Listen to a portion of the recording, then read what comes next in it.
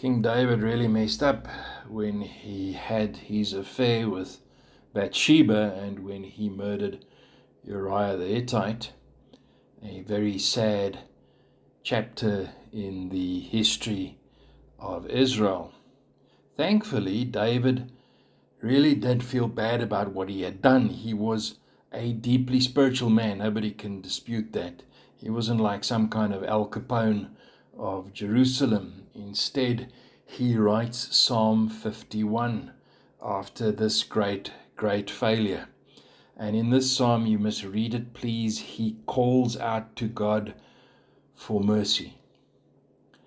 And Psalm 51 is where I want to pitch my tent today, specifically in verse 3 of Psalm 51, where David says the following. He says, "My sin is always before me." My sin is always before me, and he's speaking to God.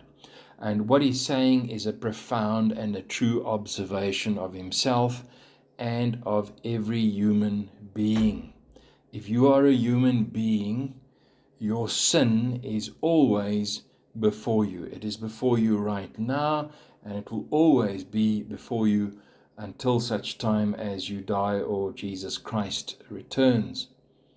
So whatever path you are on today, regardless of how wonderful it may be, or how rubbish that path may be, or how wonderful you are, or how creepy you are, sin lies ahead of you. Our sin is always before us. It's crouching at our door and it wants to devour us. And what is sometimes lost in the holier than thou Christianese circles that you and I believe we move in is the fact that sin does not discriminate between the good guys and the bad guys, between believers and unbelievers, between the holy and the unholy. Look at, for example, how far David fell. And you must agree with me, he was surely a good, well-circumcised covenant man in our estimate before he fell in the matter of Bathsheba and Uriah. Look at how far David's son Solomon fell, another good and well-circumcised covenant man.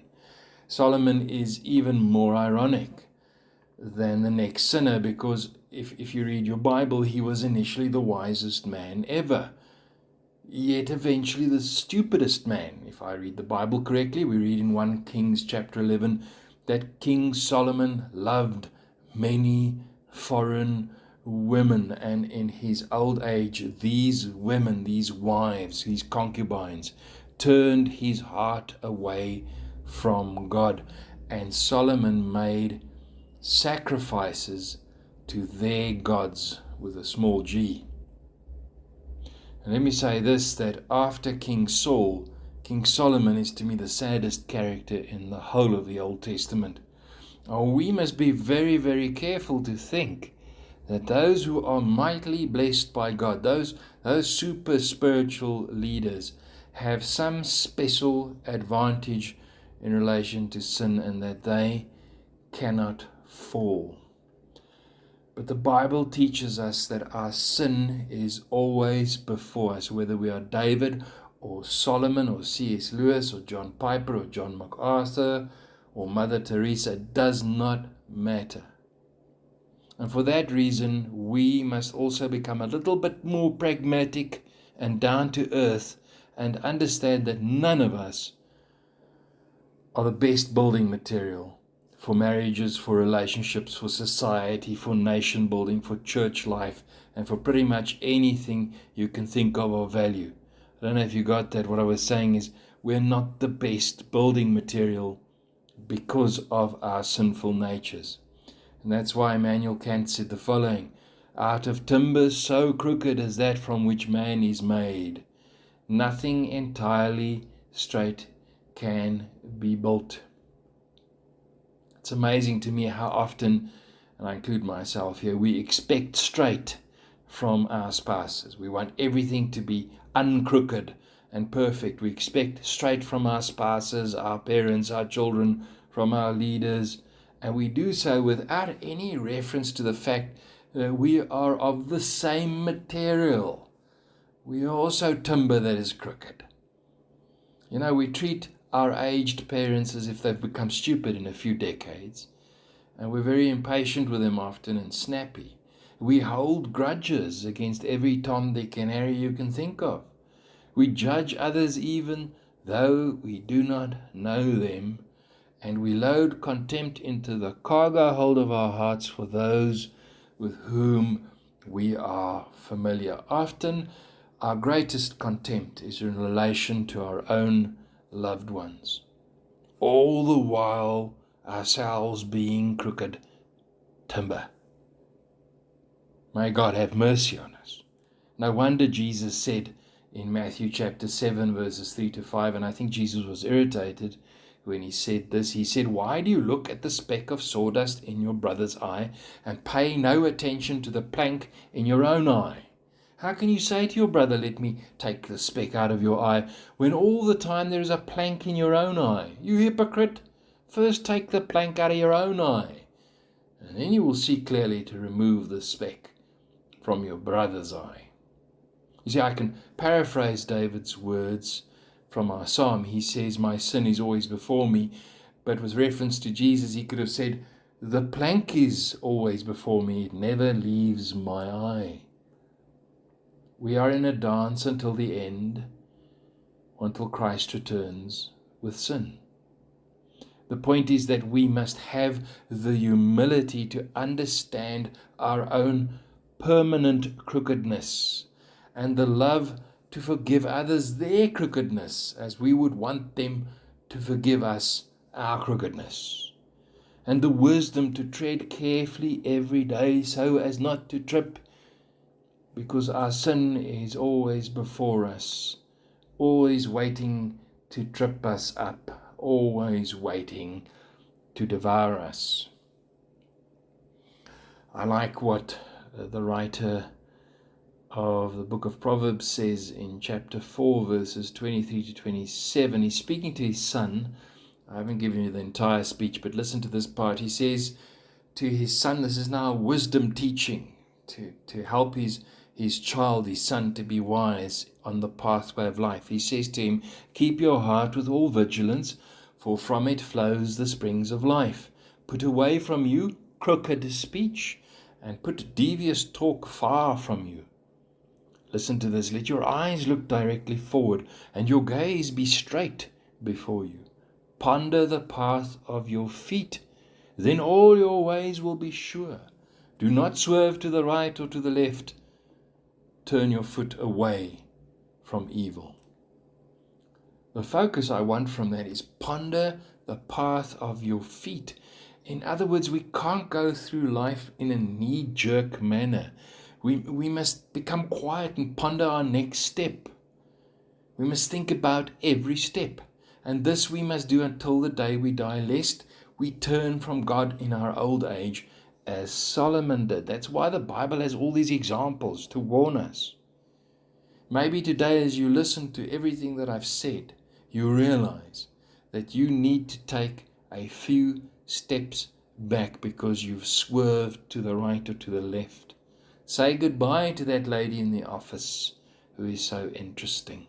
Say goodbye to the things that draw you away from God and from fellowship on Sundays. Turn to God and keep on the path, because you must realize that sin desires to devour you and to destroy you, and that it's always before you.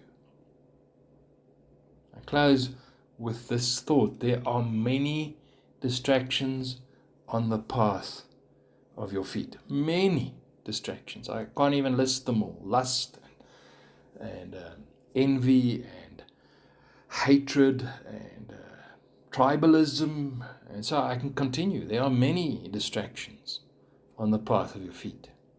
I've listed one of them as envy. And I find this amazing and fascinating reference to it in Psalm 73. There you have the psalmist Asaph. And in Psalm 73 he writes this of himself: "But as for me, my feet had almost stumbled, my steps had nearly slipped, For I was envious of the arrogant when I saw the prosperity of the wicked.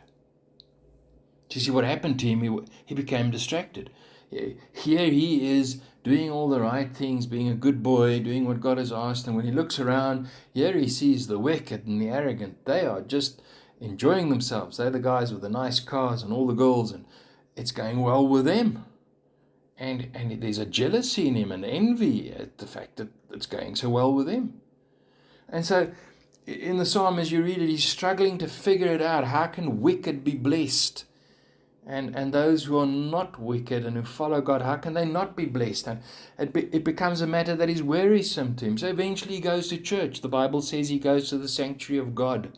And there, in the sanctuary of God, he discerns the end of the wicked. In other words, what God showed him was that the wicked might have it nice now, but they will end in judgment and destruction. But not so for those who follow God, regardless of whether it goes well with them now or later, or not at all. So God showed him that, and God also showed him the folly, I believe, of his envy. Because people who fall into envy have fallen into the sin that is before them, and they get sidetracked into judgment and into jealousy, and it affects their relationship with God, and they get tired.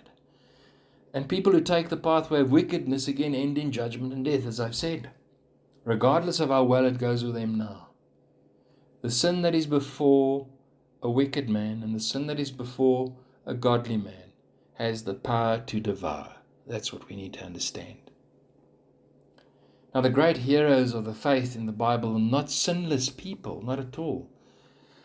No, they are people who have chosen, listen to this carefully, the great heroes of the faith are people who have chosen the narrow pathway that God has set for them despite their sin, despite their weakness, despite their inability, and despite their crookedness, and despite their continual failure. And these great heroes of the faith have overcome on the narrow pathway, not by their own powers and indomitable resolve, but by their faith in their God, that He will keep them, hopeless as they are, to the end by His infinite power, that His grace will be sufficient for them, even unto salvation. For I tell you this, what hope does a sinner have but the infinitely kind and beautiful loving power of God that saves a sinner unto salvation? We have no hope to keep the pathway unless God keeps us. And the great hero of the faith, the one who overcomes on that pathway, is the one who trusts God to keep him. The one who says, God, I can't do this, but I trust you that you can, and I love you, and I know that you're a good God who wants me to succeed. And for that reason alone, I shall come to the end of my road and meet my Maker, and there shall be peace between us. Not because of me, but because of you, Lord, because of you. One writer wrote the following, he said, or she said rather, heroes are made by the paths they choose, not the powers they are graced with. The path we choose is critically important. And we have that opportunity to choose. May you be a great hero of the faith as you listen to this, for choosing the God of the narrow path. Despite your sin, despite your inabilities, despite the fact that you're no hero at all, may you be that great hero of the faith.